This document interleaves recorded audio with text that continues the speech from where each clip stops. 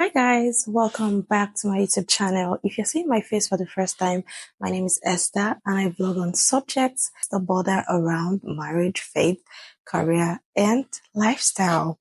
If you're a returning subscriber, my heart goes all out to you. Thank you very much for sticking with me. Today, I'm going to be vlogging on insensitive behaviors that can damage relationships and friendship. When I say relationship, I mean all kinds of relationship, marital relationships, friendship relationship, courtship relationships, and all kinds of relationships. So if you know that any of these topics or any of these highlighted behaviors is found in your life, speaks to you, there's no point being biased to yourself. There's no point being untruthful to yourself. Just check yourself, look within yourself and correct it. Remember, nobody is perfect. We're all tilting towards perfection and it gets better every day. So this video is not to judge you, but to help you get better.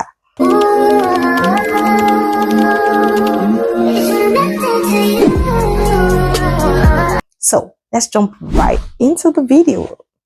The first thing is lack of communication. Some set of people are fond of, whenever maybe you have a misunderstanding, instead of them to talk things through like adults, like the adults that you really are, they decide to keep malice, they keep mute, they are not talking. You're asking, what's wrong? I'm fine. What happened? I'm okay. Nothing. Please, at this point, you need to grow up. If you think you have an issue with somebody, if you think somebody has wronged you, if you think somebody is doing something that you do not like, instead of going mute, ghosting the person, or acting weird, just have a conversation. Talk about it. Can we talk? Can we have a conversation? There's something that has been bothering my mind and I want to let it out. It's okay to air your view. Nobody's going to beat you. I mean, you're grown. So please always have a conversation. Even in marriage, when you have issues with your spouse, don't say when I start giving him attitude or when I start giving her attitude and she's going to know. That's a very, very anyhow way of behaving. Nothing should be higher than communicating, no matter what. If you're happy, communicate. If you are sad, communicate. If you are depressed, communicate. Always talk. If people could communicate properly, maybe some unnecessary bad issues like maybe people killing themselves, people dying of depression would have been avoided. Always open your mouth and have a conversation, even with your boss. No matter how scary, please, communication is very important. Two, being self-centered. Self-centered people are not people that anybody wants to be around. Even self-centered people do not want to be around themselves. Yeah. If you are in a relationship, any kind of relationship, and you are always prioritizing your own need. I see a lot of those things on social media. Don't love any man more than yourself. Don't love any woman more than yourself. Yes, unfortunately, we have some really terrible people out there that have made loving people look like a crime. Don't let that determine your personality. Don't let that determine how you're going to live your life. Love people, prioritize family, prioritize friends. I'm not saying prioritize them above your mental health to the extent that you're willing to die. No, Christ has already died for all of us, so there's no need for any other person to die. But nevertheless, love prioritizes, love sacrifices. So if you're in any kind of relationship, learn to prioritize people. Yes, sometimes you want to prioritize yourself, but if you if you always prioritize yourself regardless, then there's a problem. When I was little, I noticed that there's a woman. She had about, was it 5 children? I can't remember the number, but I know her children. They always dress so badly, so badly. And I would always see them in the children's church and I would look at them like, how these people dress like this? No matter what is going on, let other people be wearing new clothes. These children will always dress funny, like in a bad way. And the day I saw their mom, I was shocked. This woman was elegant. She was well dressed. And every time I check out the woman, she's always looking well dressed. Even as a child, I knew there was something wrong. I didn't like the woman at all.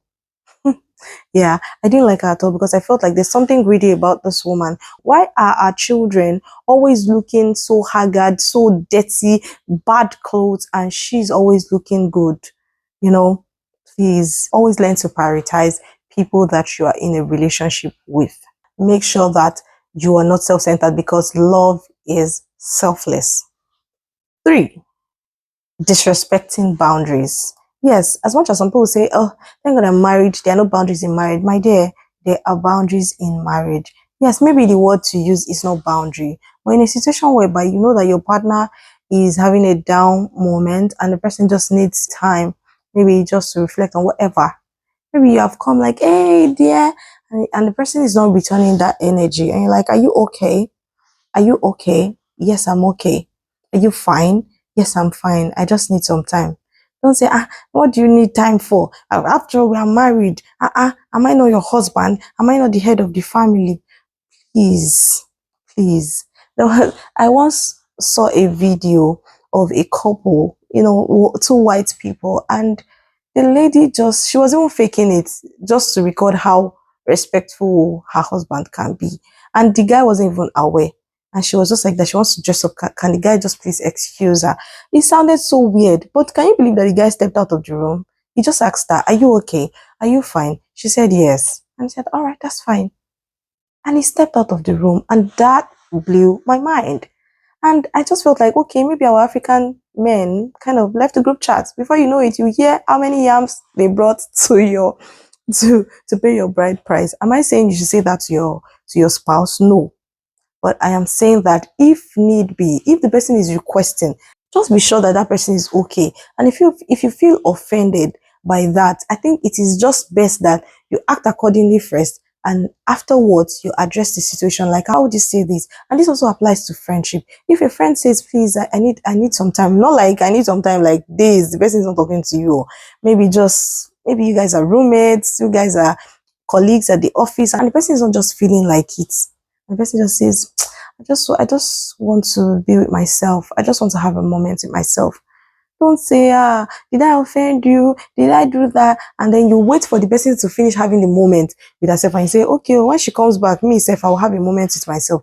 That is not mature. Respect boundaries. And if it is with the opposite sex, no matter how close we are, respect should be one of the foundations of whatever relationship that we have together. There's a limit to the things you can say to me. There's a limit to how you can, behave. Yes. One day I was with some friends in the office, just few persons that I'm close with.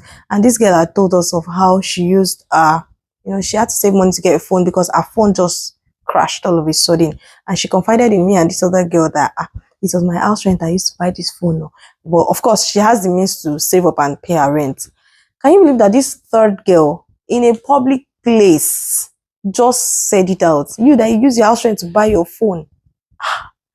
Hey, and of course, this other girl was very offended and she called me to say, did you hear what this person said? In the presence of all these other persons that are not even close to us. And I told her to call her and have a conversation with her. So please respect boundaries. If people have confided in you, let it be in you. That's not the time to joke with it that we're just joking. Catch cruise with another person's confidential information. That no cruise. That's you not being emotionally intelligent. And trust me, in the long run, nobody's going to confide in you again. You are going to be all by yourself. In fact, you will not have people to confide in because you wear your mouth no close. You want to go and confide in another person. They also blow your secrets the way you always do to others. So ensure that when people say things to you, you keep it with you. Respect boundaries. Don't show up at people's houses without prior conversation. Or will you be at home? Is it a good time to come? Don't just show up and say you want to do surprise. See, we know the way things are in these days and time. People have things that they are doing with their lives. You can't just show up at another person's doorstep and say you want to surprise them. Except you guys are, I don't even know the kind of relationship that you have. Because even if I'm going to my father's house before I got married, I'll always let them know that I'll be coming home. Because what if nobody is at home?